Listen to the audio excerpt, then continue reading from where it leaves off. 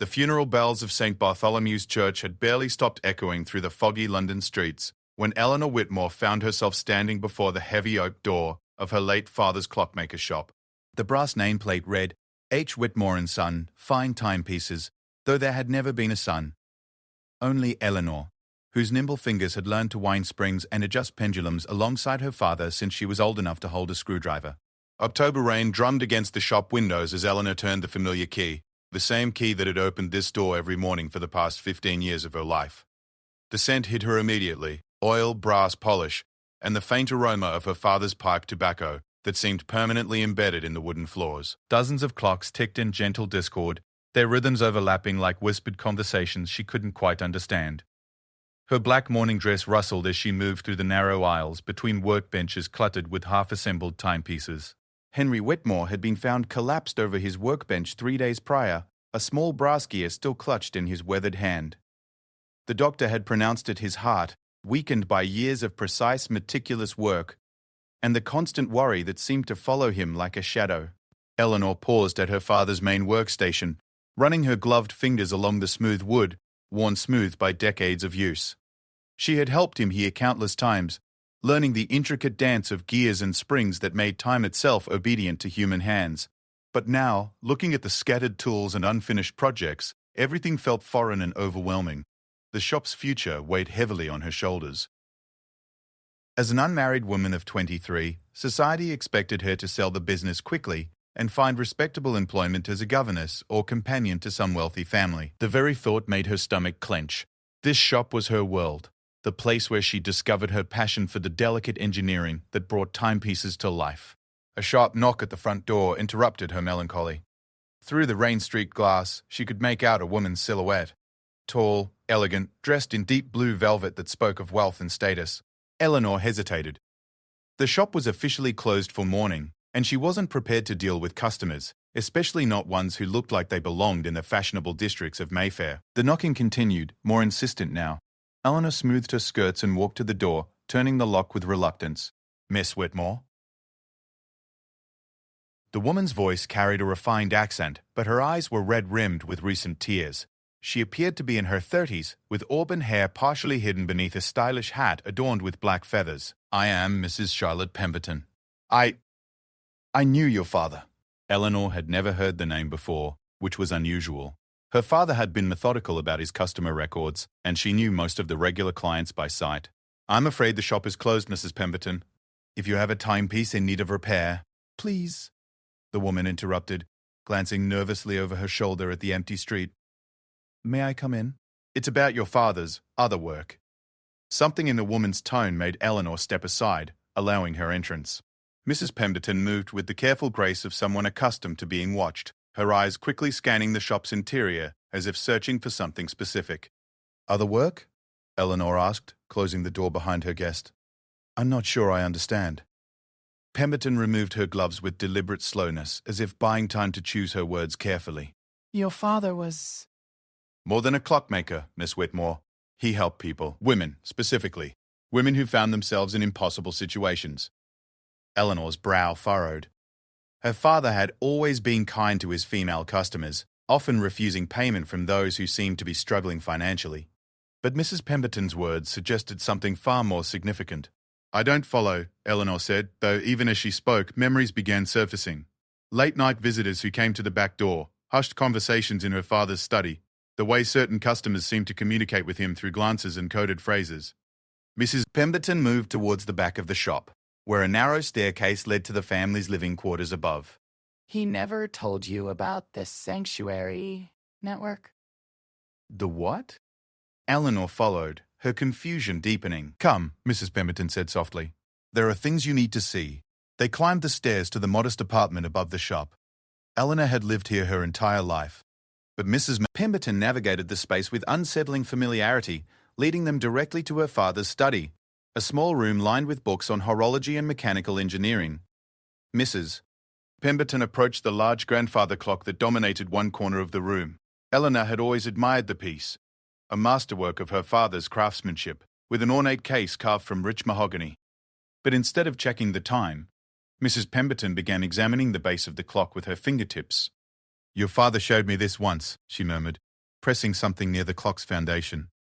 A soft click echoed through the room, followed by the whisper of moving wood. Eleanor gasped as a section of the clock's base swung inward, revealing a hidden compartment she never knew existed. Inside, carefully organized in wooden trays, were dozens of items that made no immediate sense. Train tickets, letters sealed with unfamiliar crests, small bags of coins, and what appeared to be official documents bearing various names, none of which belonged to anyone Eleanor recognized.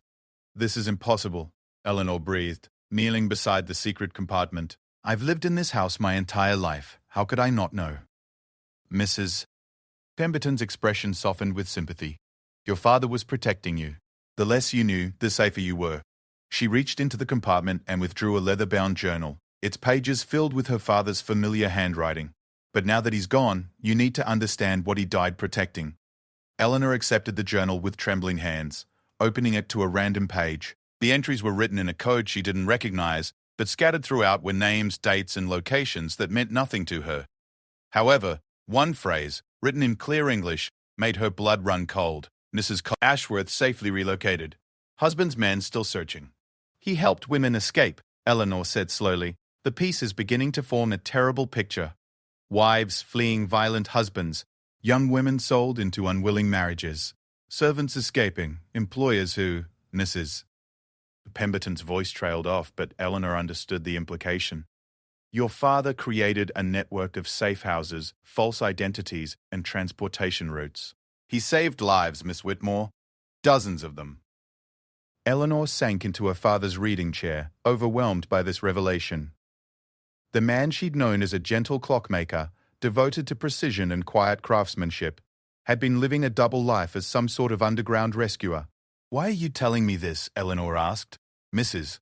Pemberton sat across from her, her refined composure cracking slightly. "Because I need his help. My help. But Henry is gone, and I have nowhere else to turn." "What do you mean?" "My younger sister, Mrs. Pemberton said, her voice barely above a whisper. "She's married to a man who treats her as property. Last week she tried to leave him, but he found her and brought her back. Yesterday she managed to get a message to me. She's locked in their estate in Surrey, and he's threatened to have her committed to an asylum if she attempts to flee again." Eleanor felt a chill that had nothing to do with the October weather.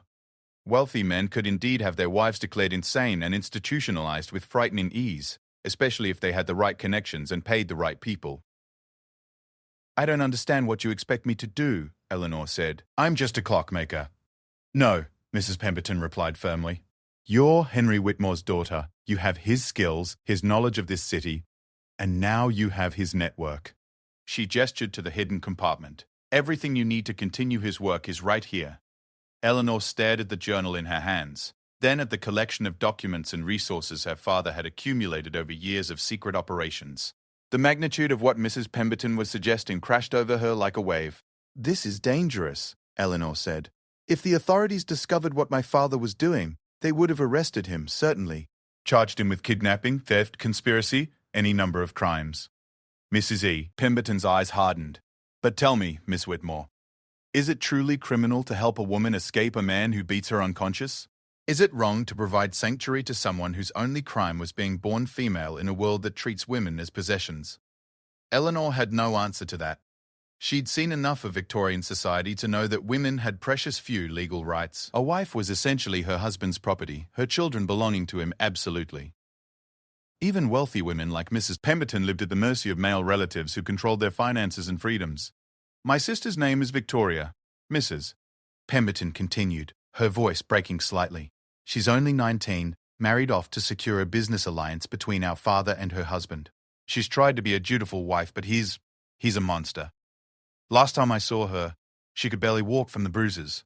Eleanor's heart ached for this unknown young woman, trapped in a nightmare that society not only permitted but encouraged. But the thought of continuing her father's dangerous work terrified her. "I don't know anything about this," Eleanor protested. "I wouldn't know where to begin." Mrs. Pemberton reached into the compartment again, withdrawing a small brass key. "Your father told me this opens something important. He said if anything ever happened to him, I should make sure his daughter knew about the room beneath the shop." Room beneath the shop? Eleanor had explored every inch of the building over the years. "There was no room beneath the shop." Mrs. Pemberton stood, the brass key glinting in her palm. He said to look behind the largest clock in the workshop, behind the grandfather clock with the moon phase dial. Eleanor knew the clock she meant, a magnificent piece that stood against the far wall of the workshop, too large and heavy to be moved easily. She'd never had reason to look behind it. They returned to the shop floor. Mrs. Dad never talked, Pemberton holding a lamp to provide additional light in the growing afternoon gloom. Together they managed to shift the massive grandfather clock away from the wall, revealing what appeared to be a normal section of wooden paneling. But, Mrs. Dad, Pemberton ran her fingers along the edges of the wood, and Eleanor heard the same soft click that had opened the hidden compartment upstairs. A section of the panel swung inward, revealing a narrow staircase descending into darkness. My God, Eleanor whispered. The brass key fit perfectly into a lock at the bottom of the stairs. Beyond was a small but comfortable room, clearly designed as a temporary sanctuary. Simple furniture, clean linens, a wash basin, and shelves stocked with basic provisions. On one wall hung a detailed map of London and the surrounding counties, marked with pins and coloured strings that seemed to indicate routes and safe locations. This is where they stayed, Mrs. Pease, Pemberton explained, her voice echoing in the small space. Sometimes for a few hours, sometimes for days, until your father could arrange safe transportation to their final destinations. Eleanor examined the map more closely, beginning to understand the scope of her father's operation. The coloured strings connected London to coastal towns, country estates, even locations in Scotland and Ireland. He'd created an entire underground railway for desperate women. How many? Eleanor asked. I don't know exactly. Dozens, certainly. Perhaps more than 100 over the years. The weight of that number settled on Eleanor's shoulders. 100 women whose lives had been saved by her father's courage and compassion. Women who might otherwise have died at the hands of violent husbands or cruel masters. Mrs. Dar. Pemberton, Eleanor said slowly, what exactly are you asking me to do? Help me save my sister, and then, if you're willing, help me save others. Eleanor looked around the secret room, at the evidence of her father's hidden heroism, at the map that represented hope for so many desperate women. The practical part of her mind catalogued all the reasons this was impossible. She was young, unmarried, with no experience in such dangerous work. She could be arrested, imprisoned, or worse. But another part of her, the part that had inherited her father's steady hands and compassionate heart, was already calculating possibilities. She understood the layout of London better than most men, knew the rhythms of the city's transportation systems, and had connections throughout the clockmaking trade that could prove valuable. Tell me about your sister's situation, Eleanor said finally. Everything you know about where she's being held and who's watching her. Mrs. Pemberton's face lit up with relief and gratitude. Her husband is Sir Edmund Blackwood. He owns Blackwood Manor in Surrey, about 2 hours by train from London. The estate is isolated, surrounded by grounds that make approaching undetected nearly impossible. Nearly impossible, Eleanor repeated. But not completely impossible. The servants are loyal to Sir Edmund, paid well for their discretion. But Victoria mentioned a young kitchen maid who seemed sympathetic. And there's a delivery entrance used by tradesmen that might provide access. Eleanor studied the map, tracing potential routes between London and Surrey. When would be the best time to attempt this? Next week, Sir Edmund is travelling to Edinburgh on business. He'll be gone for 3 days, but he's leaving his personal secretary and 2 groundskeepers to ensure Victoria doesn't leave the estate. The plan was beginning to form in Eleanor's mind, though she hardly believed she was contemplating such a thing. I'll need help. People I can trust absolutely. Mrs. Pemberton nodded eagerly. I know others. Women who've been helped by your father's network, and a few men who support our cause. There's a doctor named Thomas Hartwell who provides medical care when needed, and a barrister's clerk named James Morrison who helps with legal documents. Legal documents? New identities mostly. Marriage certificates showing different names, travel documents, letters of reference for employment. James is very skilled at creative paperwork. Eleanor realized she was looking at a sophisticated operation that had been years in the making. Her father hadn't been working alone. He'd been part of a larger network of people committed to helping those society had abandoned. If I do this, Eleanor said carefully, if I agree to help your sister, I need to understand something. How did my father die? Really? Mrs. Pemberton's expression grew troubled. What do you mean? A healthy man doesn't simply collapse from heart failure at age 52, especially not a man who was as careful about his health as my father. The silence stretched between them, filled only by the distant ticking of clocks upstairs. Finally, Mrs. Pemberton spoke. There were rumours, nothing concrete, but some people suspected your father's activities. Sir Edmund Blackwood himself had been asking questions around town, offering money for information about anyone helping wives abandon their duties. Eleanor felt cold dread creeping through her chest. You think someone killed him? I think someone may have threatened him. And the stress? Mrs. Pemberton's voice trailed off. He'd been receiving anonymous letters warning him to cease his activities. The last one arrived the day before he died. Show me, Mrs. Gilly. Pemberton reached into her reticule and withdrew a folded piece of paper. The message was brief and chilling. Cease your interference in family matters, or face consequences. This is your final warning.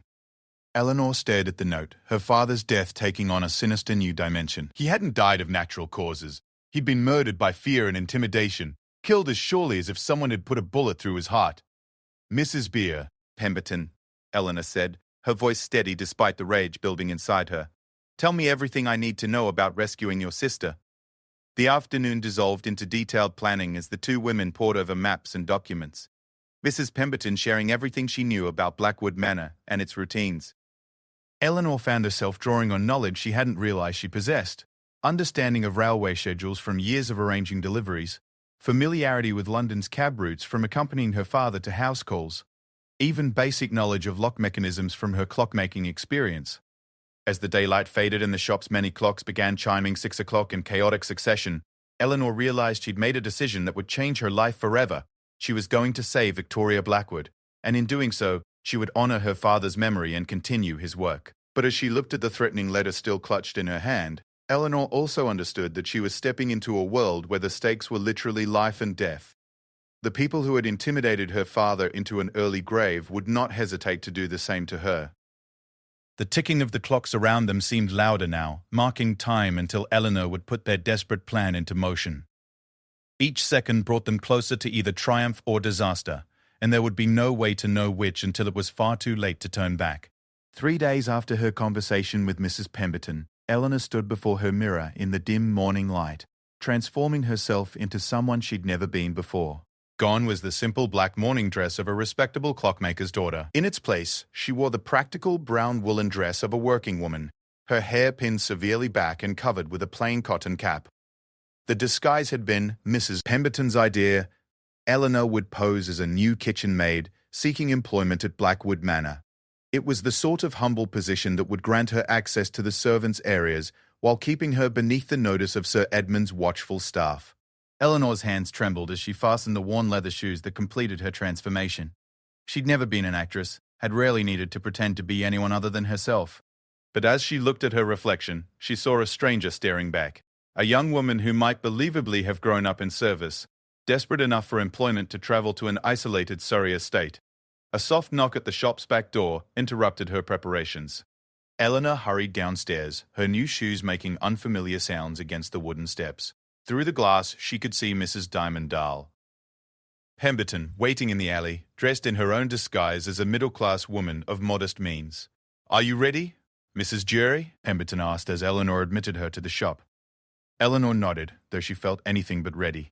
The past 3 days had been a whirlwind of preparation and planning. She'd studied maps until she could navigate the route to Blackwood Manor in her sleep, memorized the details of her false identity, and practiced the accent and mannerisms of a servant-class woman. Most challenging of all, she'd had to set aside her grief for her father and focus on the dangerous task ahead. "I've arranged for Thomas Hartwell to wait at the Guildford station," Mrs.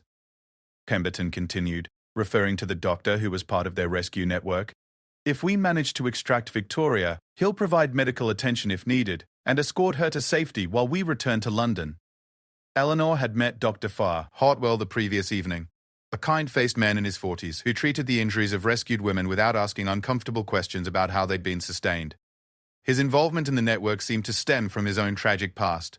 His sister had died at the hands of her husband years earlier, beaten to death while the law looked the other way. "What about transportation?" Eleanor asked, adjusting the small cloth bundle that contained her few possessions as a supposed servant. "James Morrison has arranged for a private carriage to meet us half a mile from the estate. The driver is discreet and has worked with us before." Mrs. Pemberton's voice carried the strain of their desperate gamble. "But Eleanor, Once we begin this, there will be no turning back. If we're discovered, Eleanor understood the implication.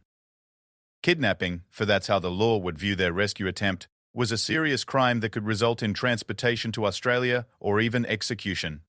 And that assumed they weren't simply killed outright by Sir Edmund's men. They left London on the early morning train, taking care to board separately and sit in different carriages.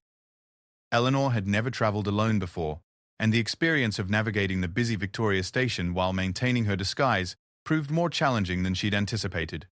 She had to constantly remind herself to keep her head down, to speak only when spoken to move with the resigned posture of someone accustomed to serving others. The countryside rolled past the train window as they travelled south towards Surrey. Eleanor watched the landscape change, from London's grimy industrial sprawl to the green fields and scattered villages of rural England. Under different circumstances, she might have enjoyed the journey. Instead, each passing mile brought her closer to what could be either her greatest triumph or her final mistake. At Guildford Station, she waited until Mrs. Pemberton had disembarked and disappeared into the crowd before following. They had agreed to maintain their separation until they reached the estate, both to avoid suspicion and to ensure that if one of them was discovered, the other might still escape. The walk to Blackwood Manor took nearly an hour, following country lanes that wound through rolling hills and dense patches of woodland. Eleanor had memorized the route, but walking it in reality proved different from studying it on paper. The isolation of the estate became apparent long before she saw the manor itself. They passed only one other house in the entire journey, and that appeared to be abandoned. Blackwood Manor emerged from behind a stand of ancient oak trees, like something from a Gothic novel. The main building was an imposing structure of dark stone, its windows reflecting the grey autumn sky like watchful eyes. Eleanor counted 3 stories, plus what appeared to be servants' quarters in the basement level. The grounds were extensive, surrounded by a low stone wall that would pose no real barrier, but would certainly announce the presence of any intruders. Eleanor circled around to the servants' entrance, located at the rear of the building near what were obviously the kitchen gardens. Her heart hammered against her ribs as she approached the heavy wooden door and lifted the iron knocker. The woman who answered her knock was middle-aged and stern-faced, with iron-grey hair pulled back in a tight bun. Her black dress and white apron identified her as the housekeeper, the authority over all female servants in the household. "Yes?" The woman's voice carried the clipped authority of someone accustomed to dealing with unwanted visitors.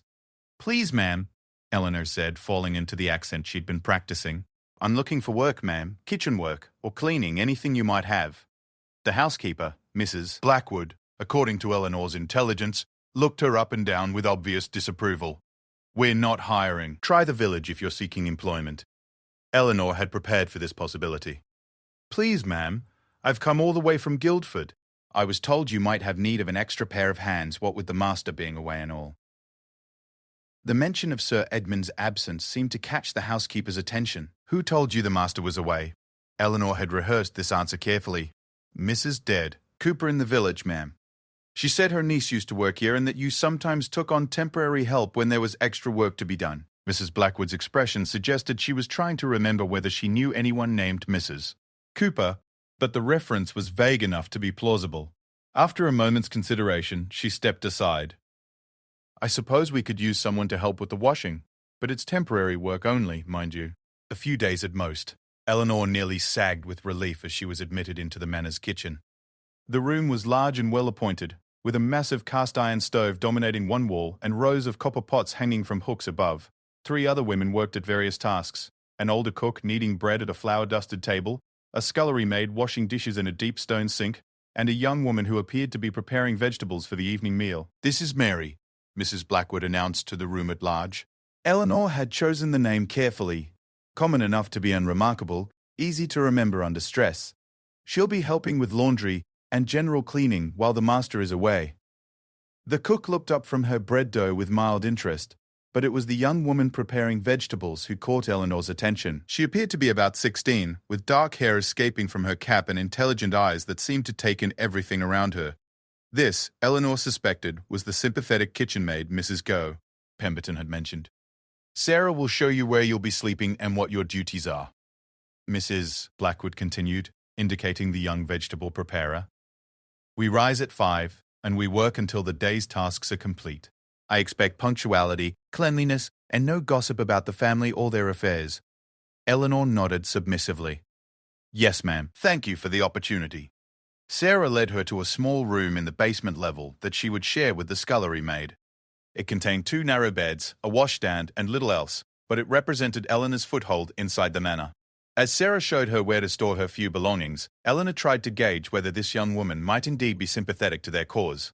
"Been in service long?" Eleanor asked casually as she unpacked her small bundle. 3 years, Sarah replied, keeping her voice low. "Since my father died and we couldn't manage the farm anymore." Her tone carried the resignation of someone who'd learned not to expect much from life. "Must be difficult being so far from town and all." Sarah glanced toward the door, ensuring they weren't overheard. "It has its challenges. The family, well, they have their own way of doing things." Eleanor sensed an opportunity. "The lady of the house. Is she kind to the staff?" Sarah's expression darkened slightly. "Lady Blackwood is unwell much of the time. She keeps to her rooms mostly." She paused, seeming to weigh her words carefully. "She's very young, you know, younger than me when she married Sir Edmund." The sympathy in Sarah's voice confirmed Eleanor's suspicions. This young woman had clearly noticed Victoria's distress and felt compassion for her plight. "That must be lonely for her," Eleanor ventured. "Lonely and—" Sarah stopped herself, apparently thinking better of whatever she'd been about to say. "Well, it's not our place to comment on our betters, is it?" But Eleanor had heard enough to know that Sarah was indeed the ally they'd hoped to find. Now she needed to find a way to approach Victoria herself and determine the best method of extraction. The rest of the day passed in a blur of unfamiliar tasks. Eleanor helped with laundry, scrubbed floors, and assisted with meal preparation, all while observing the manor's routines and layout. She learned that Victoria's rooms were on the 2nd floor, in the east wing of the house, and that she rarely emerged except for meals in the family dining room. More importantly, Eleanor discovered that Sir Edmund's secretary, Mr. Hartwell, no relation to their doctor ally, maintained strict control over access to the upper floors. The 2 groundskeepers, Mrs. Bed, Pemberton had mentioned, spent most of their time patrolling the grounds rather than guarding the house itself, which suggested that Sir Edmund's primary concern was preventing escape rather than intrusion. That evening, as the servants gathered in the kitchen for their own simple meal, Eleanor found herself seated next to Sarah. The older staff members were discussing village gossip, providing cover for quieter conversation.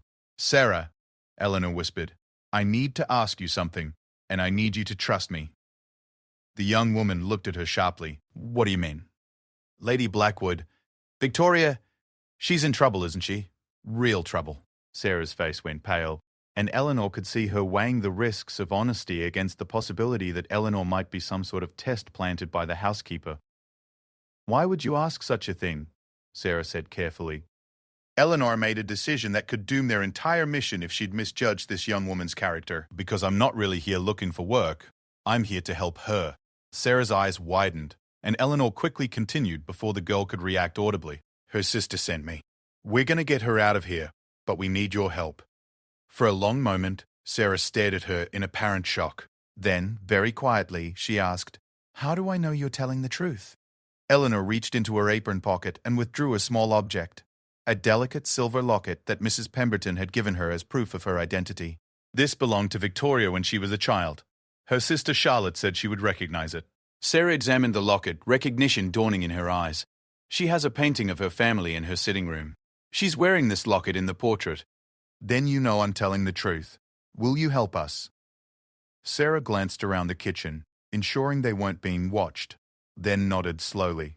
"What do you need me to do?" "First, I need to get a message to Lady Victoria. Can you arrange that?" "She takes her meals in her room mostly. I could deliver a note with her breakfast tray." Eleanor felt a surge of relief. Having an ally inside the household staff was going to make their mission infinitely easier. "Second, I need to know about the house's security. Where are the keys kept? How many people stay overnight? What time do the groundskeepers make their rounds?" Sarah's answers painted a picture of a household that was vigilant but not impregnable. The main keys were kept in Mrs. Bacher, Blackwood's office, but duplicate keys to most rooms hung in the servants' hall. The groundskeepers made rounds every 2 hours during the night, and Mr. Hartwell retired to his own quarters in the village each evening rather than staying at the manor. Most importantly, Sarah revealed that Victoria's room had a balcony overlooking the garden, a potential escape route that wouldn't require traveling through the main corridors of the house. "There's something else you should know," Sarah added, her voice barely audible. "Lady Victoria tried to run away 2 weeks ago. She made it as far as the village before they brought her back. Sir Edmund was furious. He had the doctor come out and declare her hysterical. She's been locked in her rooms ever since. Eleanor felt sick thinking about what furious might have meant in practical terms, but it also explained why Sir Edmund had left extra security measures in place even while traveling. When would be the best time to attempt this? Eleanor asked. Tomorrow night, Sarah said without hesitation.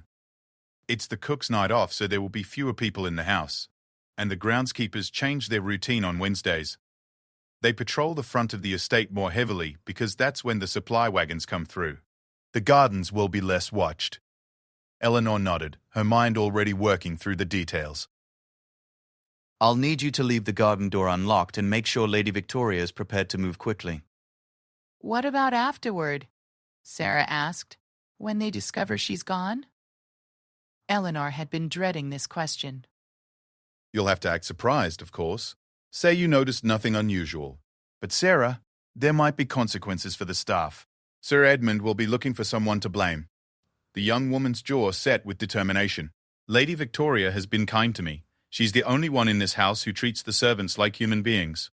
I'd rather face whatever punishment comes than stand by and do nothing while she suffers. Eleanor squeezed Sarah's hand gratefully. We'll make sure you're protected if we can. Once Lady Victoria is safe, we'll see about finding you a position somewhere else, somewhere safer. The rest of the evening passed with careful planning whispered in dark corners and passed through meaningful glances. Eleanor wrote a brief note to Victoria, explaining who she was and what they planned to do. Sarah would deliver it with the morning breakfast tray, along with instructions for Victoria to be ready to leave by midnight the following night. As Eleanor lay in the narrow servant's bed, listening to the scullery maid's peaceful breathing beside her, she reflected on how much her life had changed in just a few days. A week ago, she'd been a respectable clockmaker's daughter whose greatest concern was the prospect of finding genteel employment. Now she was lying in a strange bed, planning what amounted to a kidnapping, risking her freedom and possibly her life for a woman she'd never met. But as she thought about Victoria, a 19-year-old girl trapped in a nightmare marriage, locked away like a prisoner for the crime of seeking freedom, Eleanor knew she was doing the right thing. Her father had risked everything to help desperate women, and she would honor his memory by continuing that work.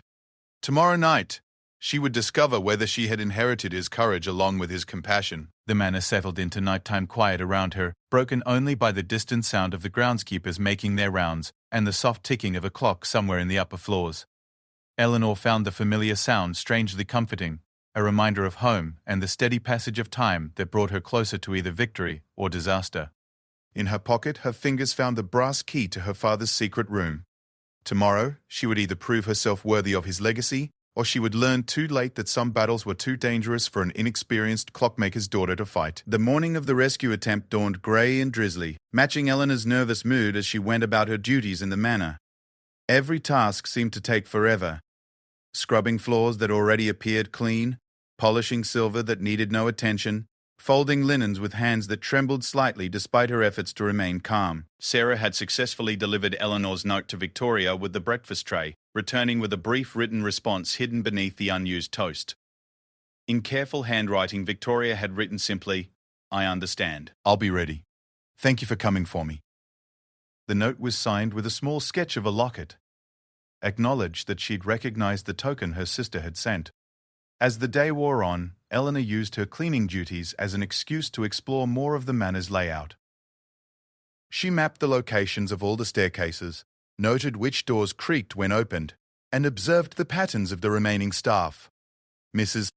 Blackwood maintained strict routines. She retired to her own quarters by 9 o'clock each evening and didn't emerge until dawn. The cook, being absent, left only the scullery maid and Sarah in the servants' quarters after dark. Most crucially, Eleanor confirmed that the garden door Sarah had mentioned was secured by a simple lock that could be opened from the inside without a key. Their escape route was clear, assuming they could get Victoria out of her locked room and down to the garden level without being detected. The afternoon brought an unexpected complication when Mr. Hartwell, Sir Edmund's secretary, made an unscheduled return to the manor. Eleanor watched through a kitchen window as his carriage pulled up to the main entrance, her heart sinking as she realized their plan might need to change. "He wasn't supposed to come back until tomorrow," Sarah whispered as they worked side by side in the scullery. Eleanor forced herself to remain calm while her mind raced through alternatives. Does he usually stay overnight when he visits? Sometimes. He has a room in the East Wing, same floor as Lady Victoria. Sarah's meaning was clear. Their escape route might now be compromised. Eleanor spent the rest of the afternoon discreetly observing Mr. Hartwell's activities. He was a thin, nervous man in his 30s who seemed to take his responsibilities very seriously. He spent most of the day in Sir Edmund's study, apparently catching up on correspondence and business matters. More concerning, he made 2 trips to check on Victoria personally, something that suggested Sir Edmund had given him specific instructions about monitoring his wife.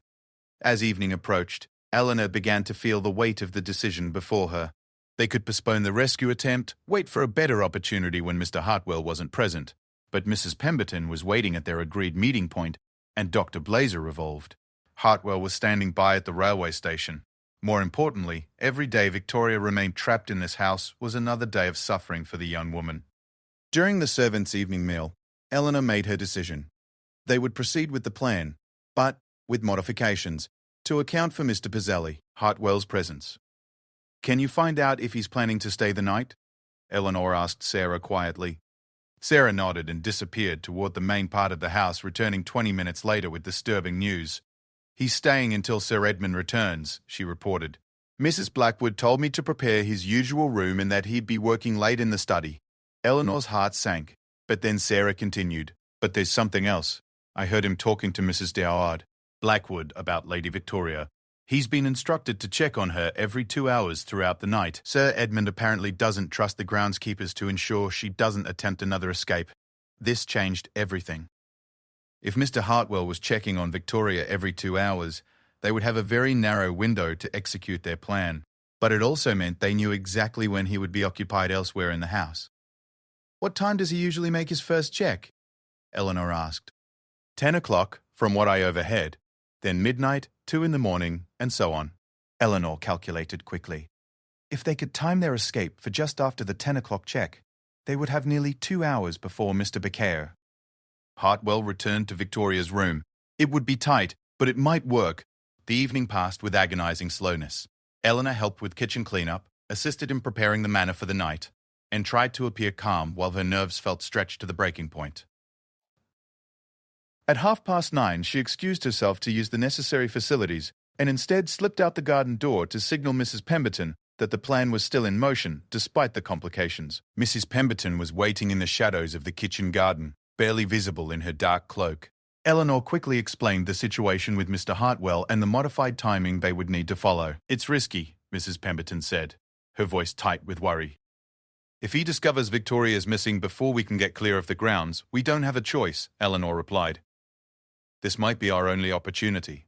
Sir Edmund returns tomorrow, and after that, who knows when we'll get another chance." "Mrs. Dahl." Pemberton nodded reluctantly. "The carriage is waiting at the agreed location. I'll signal them to be ready for immediate departure."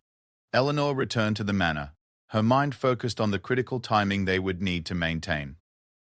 At 10 o'clock precisely, she positioned herself where she could observe Mr. Pallet Hartwell making his check on Victoria.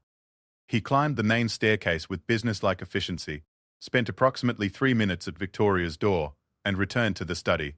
Now the countdown began. Eleanor found Sarah in the servants' hall and nodded slightly. The young woman had already prepared everything: the duplicate key to Victoria's room, a dark cloak to help conceal her identity during the escape, and soft-soled shoes to muffle her footsteps. At 10:30, they made their move. The servants' staircase was older and narrower than the main staircase, but it provided access to the upper floors without risking an encounter with Mr. Hartwell. Eleanor and Sarah climbed carefully, testing each step to avoid creaks that might alert anyone to their presence. The second floor was dimly lit by oil lamps placed at intervals along the corridor. Victoria's room was at the far end of the east wing, requiring them to pass several other doors, including the room where Mr. Hartwell was supposedly staying. Light showed beneath the door of Sir Edmund's study at the opposite end of the corridor, confirming that the secretary was still working. Eleanor's hands shook slightly as she inserted the duplicate key into Victoria's door. The lock turned smoothly, and the door swung open to reveal a sitting room decorated in feminine pastels that seemed to mock the prison-like nature of the space. Victoria Blackwood emerged from the bedroom beyond, and Eleanor's heart clenched at her first sight of Sir Edmund's wife. Mrs. Pemberton had described her as 19, but Victoria looked younger, a delicate young woman with auburn hair, similar to her sister's, and enormous eyes that held a mixture of hope and terror. She wore a dark traveling dress and carried a small valise, clearly prepared for their escape attempt. But it was the yellowing bruise on her left cheek and the careful way she moved that told Eleanor everything she needed to know about Victoria's treatment at her husband's hands. "You're Charlotte's friend," Victoria whispered, her voice barely audible. Eleanor nodded, not trusting herself to speak. The reality of Victoria's situation was worse than she'd imagined, and she felt a surge of determination to get this brave young woman to safety. "We need to move quickly," Eleanor managed. "My name is Eleanor. This is Sarah. She's been helping us." Victoria squeezed Sarah's hand gratefully. "Thank you," she said. "Both of you. I know you're risking everything for someone you barely know." "You're not alone anymore," Sarah replied firmly. "We're going to get you out of here." They moved through the sitting room toward the balcony that would serve as their escape route. Victoria had already opened the French doors, and a rope ladder that Sarah had procured from the groundskeeper's supplies hung over the balcony railing. Eleanor went first, testing the ladder's strength and confirming that their route to the garden was clear. The rope was rough against her palms, and the distance to the ground seemed much greater than it had when she'd planned this escape from the safety of the kitchen. Victoria followed, moving carefully but without hesitation. For someone who had been described as delicate and sheltered, she showed remarkable courage as she climbed down the swaying ladder in the darkness. Sarah came last, pulling the ladder up behind them and closing the balcony doors to delay discovery of their escape route. They moved across the garden in single file, keeping to the shadows of the ornamental shrubs and avoiding the gravelled paths that would betray their footsteps. Eleanor's heart hammered as they approached the garden door, but it opened silently at her touch. Exactly as Sarah had promised. The kitchen garden beyond was darker, bordered by tall hedges that provided cover from the main house. They had made it out of the manor itself, but they were still on the estate grounds, with nearly a quarter-mile to cover before reaching safety. "The groundskeepers," Victoria whispered as they paused to get their bearings. "They'll be making their rounds." Eleanor checked her pocket watch. 11:15. They had perhaps 40 minutes before Mr. Hartwell made his next check on Victoria's room, and they needed to be well clear of the estate before the alarm was raised. They made their way through the kitchen garden toward the lane that would take them to their rendezvous point. The route required crossing an open area near the stables, and Eleanor felt terrifyingly exposed as they hurried across the moonlit gravel. They were halfway to the lane when disaster struck. The sound of approaching footsteps on gravel made them freeze in terror. One of the groundskeepers was making an unscheduled patrol, probably drawn by some small sound they'd made during their escape from the manor. Eleanor's mind raced through options. They were too far from the house to retreat, but still too far from the lane to make a run for it without being spotted. "This way," Sarah whispered, pulling them toward a small outbuilding that Eleanor recognized as a tool shed that crouched behind the wooden structure as the groundskeeper's footsteps grew closer. Eleanor could hear her own heartbeat pounding in her ears as the man paused directly on the other side of their hiding place. The silence stretched for what felt like hours but was probably only minutes. Finally, the footsteps resumed, moving away toward the main house. "He's gone," Victoria breathed. But Eleanor noticed that the young woman was trembling violently, whether from cold or terror or both. The strain of the escape was clearly taking its toll. "We're almost there," Eleanor assured her. "Just a little further." They emerged from their hiding place and continued toward the lane, moving more carefully now that they knew the groundskeepers were actively patrolling. When they finally reached the stone wall that marked the boundary of the estate, Eleanor felt weak with relief. Pemberton was waiting in the shadows of the hedgerow, and the sound of her sister's voice seemed to give Victoria new strength. "Charlotte," Victoria whispered. And then she was sobbing in her sister's arms, while Eleanor and Sarah kept watch for pursuit. "The carriage is just ahead," Mrs. Pemberton said, her own voice thick with emotion. "We need to keep moving." The private carriage was indeed waiting, its driver looking nervous but determined. Eleanor had met him briefly during the planning phase. A middle-aged man named William, whose own daughter had been helped by her father's network years earlier. "Any trouble?" William asked as they approached. "Not yet," Eleanor replied, "but we need to leave immediately." Victoria and Mrs. Cribb, Pemberton climbed into the carriage while Eleanor turned to Sarah, who had been standing quietly beside the hedge. "Come with us," Eleanor urged. "When they discover Victoria's gone, you'll be questioned. It won't be safe for you to stay." Sarah shook her head. "I can't leave yet. My mother lives in the village. She depends on the money I send. But promise me you'll help other women like Lady Victoria. Promise me this won't end here. Eleanor grasped the young woman's hands. I promise. And when you're ready to leave this place, you'll always have friends in London. They embraced briefly. Then Sarah melted back into the darkness, returning to face whatever consequences awaited her. Eleanor climbed into the carriage with a heavy heart, knowing that Sarah's courage had made their rescue possible, but that the young woman would likely pay a price for her assistance. As the carriage pulled away from Blackwood Manor, Eleanor felt a mixture of triumph and exhaustion. They had succeeded in extracting Victoria from her nightmare marriage, but the rescue was only the beginning of a longer process. Victoria sat between her sister and Eleanor, still trembling but no longer crying. In the dim light inside the carriage, Eleanor could see more evidence of the abuse she'd suffered. Faint bruises on her wrists where someone had gripped her too tightly, a carefully hidden cut near her hairline that was still healing. Where are we going? Victoria asked. First to meet Dr. Hartwell at the railway station, Mrs. B. Pemberton explained. He'll examine you and provide any medical care you need. Then we'll take you somewhere safe while we arrange for new identity documents and permanent placement. Permanent placement? Eleanor and Mrs. Denham? Pemberton had discussed this during their planning. Victoria couldn't simply return to her old life. Sir Edmund would never stop looking for her, and as her legal husband, he had the right to demand her return. We'll create a new identity for you, Eleanor explained gently. A new name, a new history. You'll become someone Sir Edmund can never find. Victoria absorbed this information in silence. Eleanor couldn't imagine what it must feel like to learn that escaping her marriage meant abandoning her entire former existence. What about Charlotte? Victoria asked finally. If Edmund can't find me, he'll blame her for helping me disappear. Mrs. Benke courtesed noddingly. Pemberton had clearly thought about this possibility. I'll be careful, but I have more protection than you do. I have my own fortune, my own social connections. Edmund can't simply lock me away as he did you. But Eleanor could see the worry in Mrs. Pemberton's eyes. Sir Edmund Blackwood had proven himself capable of extreme measures to control his wife. There was no telling what he might do to punish those who had helped her escape. The carriage rattled through the dark countryside toward Guildford Station, carrying them away from immediate danger, but toward an uncertain future. Eleanor reflected on how much her life had changed in just a few days. She had gone from grieving clockmaker's daughter to active participant in a dangerous rescue network. As they approached the station, Eleanor could see lights in the waiting area, where Dr. Frank Sophenoy, Hartwell, would be standing by to help them. Soon Victoria would be safe, and Eleanor would have proven herself capable of continuing her father's work. But she also knew that this was just the beginning. Somewhere in London, other women were trapped in desperate situations, waiting for help that might never come unless people like Eleanor were willing to risk everything to provide it.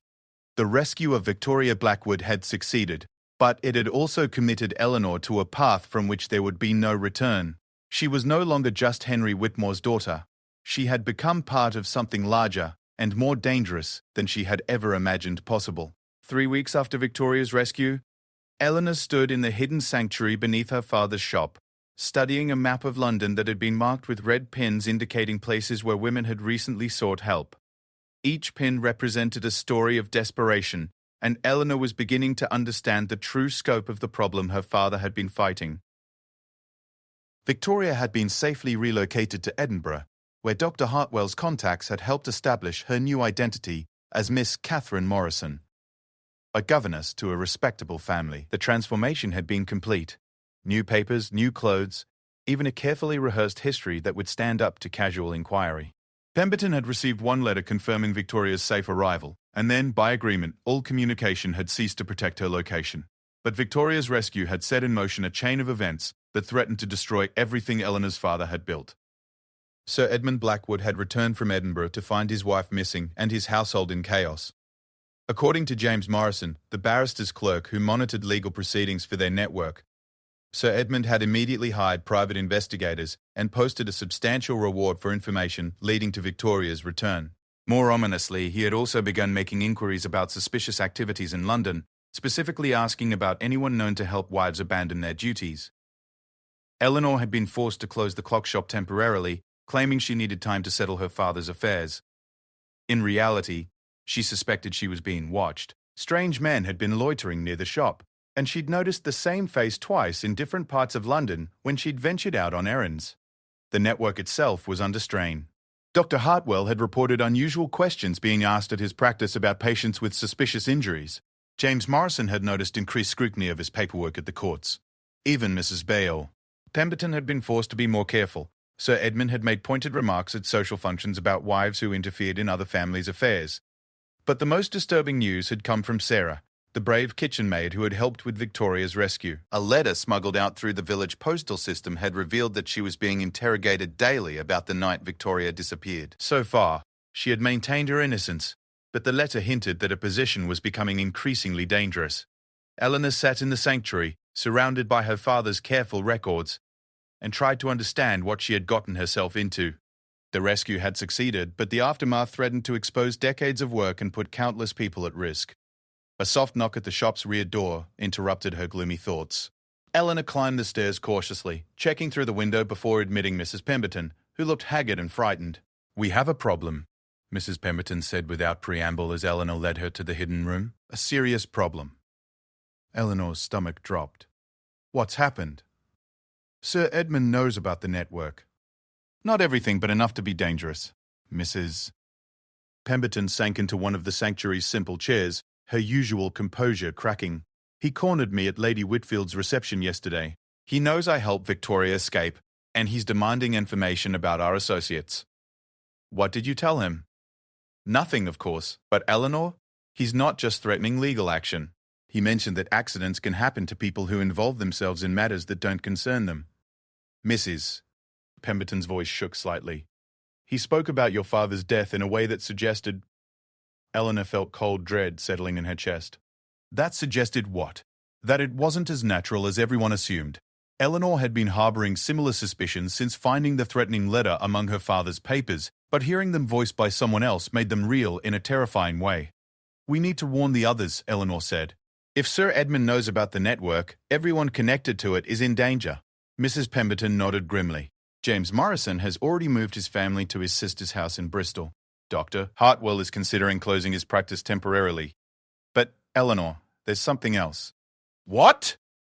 "We've received 3 new requests for help in the past week. Women in desperate situations who've somehow learned about our services. We can't simply stop operating because Sir Edmund has become suspicious." Eleanor understood the dilemma. Their network existed to help women who had nowhere else to turn. To abandon them now would mean condemning them to continued suffering or death. "Tell me about these women," Eleanor said. "Mrs." Pemberton consulted a small notebook she'd produced from her reticule. "The first is Mrs. Amanda Harrison, wife of a member of Parliament. She claims he beats her regularly and has threatened to have her committed to an asylum if she leaves him. The second is Miss Lucy Chen, a governess whose employer has been inappropriate. She's afraid to seek other employment because he's threatened to ruin her reputation. The third is Mrs. Dorothy Ashford, whose husband has sold her into what amounts to slavery to pay his gambling debts." Eleanor listened to these stories with growing anger and determination.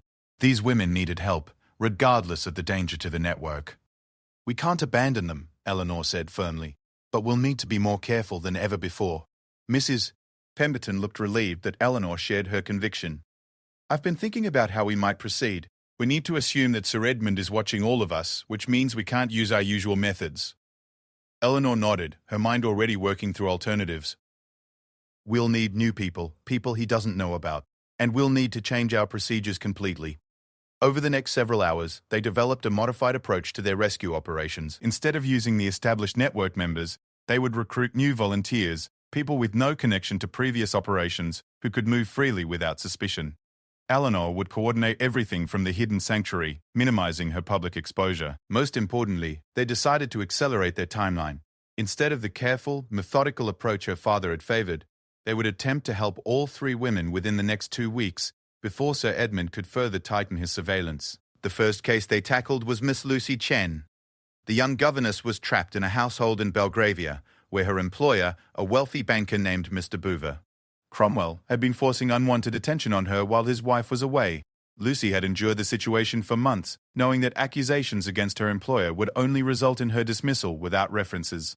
Eleanor recruited Mary Sullivan, a former patient of Dr. Hartwell's who had been helped by the network 2 years earlier, to pose as an employment agent specializing in governess placements. Mary would approach Mr. Cromwell with an offer to find Lucy a position in a prestigious household abroad, an offer that would allow Lucy to leave immediately with legitimate reason. The plan worked perfectly. Mr. Jeanette. Cromwell was so eager to have Lucy out of his house before his wife returned that he didn't question Mary's credentials or the unusually generous offer she presented. Within 3 days, Lucy was on a ship to Ireland, where Eleanor's contacts had arranged legitimate employment with a family who understood her situation. The second case proved more challenging. Mrs. Amanda Harrison, the MP's wife, was essentially under house arrest in her husband's Westminster mansion. Her husband, suspicious of her previous attempt to leave him, had dismissed all the female servants and hired male attendants who reported her every movement. Eleanor realized that a direct extraction would be impossible without significant help from inside the household. Instead, she devised a plan that would force Mr. Troy to act again. Harrison to send his wife away voluntarily. Working through James Morrison's remaining contacts in the legal profession, Eleanor arranged for rumors to circulate that Mrs. Harrison was being investigated for adultery, a scandal that could destroy her husband's political career if it became public. Simultaneously, Eleanor had Mary Sullivan approach Mr. Fruke Harrison as a representative of a discreet sanatorium in the countryside, offering to care for his troubled wife until the rumors subsided. The plan exploited Mr. Harrison's own prejudices and fears. Rather than risk public scandal, he readily agreed to send his wife to what he believed was a private asylum. In reality, Eleanor's contacts intercepted Mrs. Harrison during the transfer and provided her with new identity documents and safe passage to America. The success of these two operations gave Eleanor confidence that their new approach was working. But the third case, Mrs. Hole, Dorothy Ashford, presented challenges that would test every resource they had. Dorothy's husband had sold her to a man named Thompson to settle a gambling debt of over £500, an enormous sum that represented years of working wages for most people. Thompson was keeping Dorothy in a house in Whitechapel, essentially as a slave, expecting her to work as a seamstress during the day and provide other services at night. The situation was complicated by Thompson's connections to London's criminal underworld. He wasn't simply a businessman who could be reasoned with or fooled by clever schemes. He was a dangerous man who would use violence to protect what he considered his property.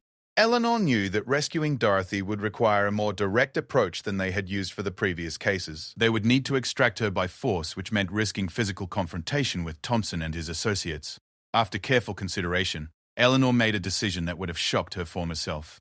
She recruited 2 former soldiers who had been patients of Dr. Hartwell's, men who understood the injustices faced by vulnerable women and were willing to use their military skills to protect them. The operation took place on a foggy Thursday night in November. While Thompson was occupied at a gambling house in Southwark, Eleanor and her team broke into the Whitechapel house where Dorothy was being held.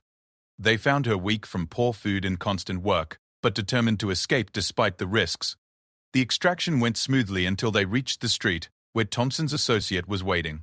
The confrontation was brief but violent, ending only when one of Eleanor's soldier allies knocked the man unconscious with the butt of his pistol. Dorothy was safely relocated to a women's shelter run by Quaker activists, who would help her establish a new life free from both her husband's debts and Thompson's control. But the violent nature of the rescue marked a significant escalation in their operations. Eleanor realized that their work was becoming increasingly dangerous. They were no longer simply helping women disappear. They were actively fighting against powerful men who would use any means necessary to maintain control over their victims. The recognition came with both pride and fear. Pride because they had successfully helped 3 more women escape desperate situations.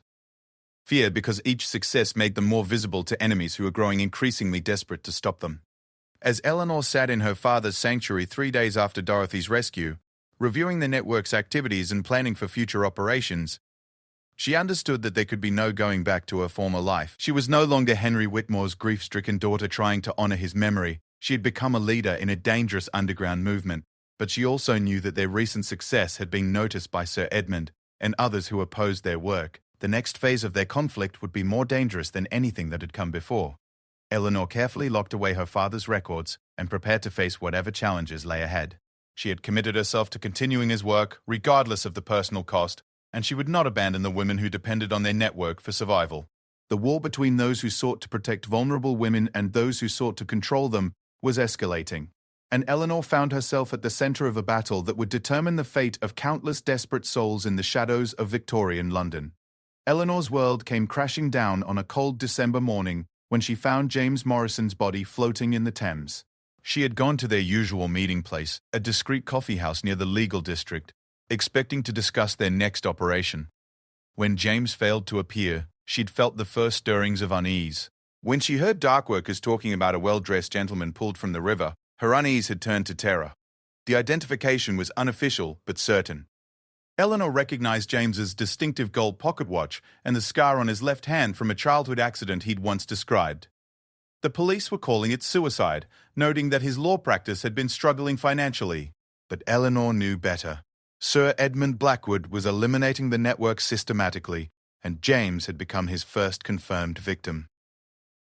Eleanor returned to the sanctuary beneath her father's shop with shaking hands, her mind reeling from the implications of James's death. If Sir Edmund was willing to commit murder to stop their operations, no one connected to the network was safe. She found Mrs. Pemberton waiting for her, pale and frightened. "I heard about James, Mrs. Jebb," Pemberton said as Eleanor descended into the hidden room. "Eleanor, we have to stop. This has gone beyond anything we can handle." Eleanor sank into her father's chair, overwhelmed by grief and fear. James had been a gentleman, dedicated to using his legal knowledge to help desperate women. He had never hurt anyone, never broken any law, except those that criminalized compassion. Now he was dead because Sir Edmund Blackwood valued property rights over human life. "We can't stop," Eleanor said finally, her voice barely above a whisper. "If we stop now, James died for nothing. If we continue, we'll all die for nothing," Mrs. Pemberton countered. "Sir Edmund has resources we can't match. He has connections in the police, in the courts, in the government. He can destroy us completely, and there's nothing we can do to stop him." Eleanor knew Mrs. Phoenix. Pemberton was right about Sir Edmund's power, but she also knew that surrender would mean abandoning every woman who needed their help. The thought of Lucy Chen trapped with an abusive employer, or Dorothy Ashford enslaved to pay her husband's debts, or Victoria locked away in Blackwood Manor, it was unbearable. "Then we need to change our approach," Eleanor said, her voice gaining strength. "If we can't fight Sir Edmund directly, we need to find another way." "Mrs." Pemberton looked skeptical. "What do you mean?" Eleanor stood and moved to her father's map of London, studying the network of safe houses and contacts he had built over decades of careful work. An idea was forming in her mind, dangerous and desperate but potentially decisive. "Sir Edmund's power comes from secrecy and social position," Eleanor said slowly. "He can intimidate us because our work exists in shadows, where he can eliminate people like James without consequences. But what if we brought everything into the light? I don't understand." Eleanor turned to face Mrs. Pemberton, her mind racing with possibilities. "What if we exposed him publicly? Revealed what he did to Victoria, what he's doing to us? Made it impossible for him to operate in secret?" "Mrs. Becky?" Pemberton stared at her in shock. "Eleanor, that would be social suicide. No one would believe accusations against a man of Sir Edmund's standing, especially coming from women. We'd be dismissed as hysterical or malicious. Not if we had proof. Not if we could demonstrate a pattern of behavior that couldn't be ignored." Eleanor moved to her father's filing system, pulling out folders that contained records of every woman they had helped over the past several years. Many of the cases involved wealthy, powerful men who had abused their wives or servants. If those cases could be connected and presented as evidence of systematic oppression. "It's too dangerous," Mrs. Pemberton said. "Even if we could prove our accusations, Sir Edmund would destroy us before we could make them public." Eleanor knew the risks, but she also understood that their current situation was unsustainable. Sir Edmund would continue hunting them until everyone connected to the network was dead or imprisoned. Their only chance was to strike first, decisively. "Not if we move quickly and carefully," Eleanor replied. "We still have some allies he doesn't know about. Dr. Hartwell is still operating, though he's been careful to stay out of sight. Mary Sullivan and her contacts can help us gather evidence. And there are others, people we've helped who might be willing to speak out if they knew they weren't alone." Over the next several hours, Eleanor outlined a plan that was audacious in its scope and terrifying in its implications. They would compile evidence of abuse and murder committed by Sir Edmund and men like him. They would gather testimony from women who had escaped similar situations, and then they would present everything to the press simultaneously, creating a scandal too large and well-documented to be dismissed or suppressed. "Mrs. Battery," Pemberton listened with growing amazement and horror. "Even if this worked, we'd be finished in London society. No respectable family would associate with us." Eleanor smiled grimly. Charlotte, after what we've seen, do you really want to be part of a society that values respectability over justice? The question hung in the air between them, crystallizing the choice they faced. They could abandon their work and try to disappear, hoping Sir Edmund would leave them alone if they no longer posed a threat. Or they could risk everything in a final attempt to create meaningful change. Mrs. Pemberton was quiet for a long moment, then nodded slowly. What do you need me to do? Eleanor felt a surge of gratitude and determination. First, we need to contact everyone in the network who's still operating. Warn them about what happened to James, but also give them the option to help with this final operation. Second, we need to begin gathering evidence systematically, not just our own records, but testimony from women we've helped who might be willing to speak publicly. The next 2 weeks passed in a blur of careful preparation and mounting tension. Eleanor coordinated the evidence-gathering effort from her hidden sanctuary, while Mrs. Pemberton used her social connections to identify sympathetic journalists and legal experts who might support their cause. Dr. Hartwell proved invaluable, providing medical testimony about the injuries he had treated over the years. Injuries that told a story of systematic violence against women across all levels of society. Mary Sullivan helped contact former victims who had been relocated by the network, many of whom were willing to provide written statements about their experiences. Most importantly, Eleanor made contact with Sarah, the brave kitchen maid who had helped rescue Victoria. Sarah had finally left Blackwood Manor after enduring weeks of interrogation and suspicion, and she was eager to provide detailed testimony about Sir Edmund's treatment of his wife and servants. But their most compelling evidence came from an unexpected source.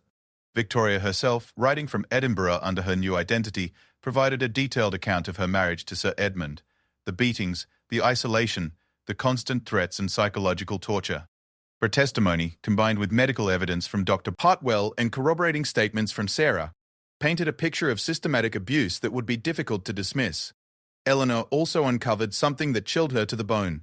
Among her father's most carefully hidden documents, she found records suggesting that Sir Edmund had been involved in at least 3 other suspicious deaths over the past 5 years, men who had interfered with his business interests or personal affairs. James Morrison was not his first.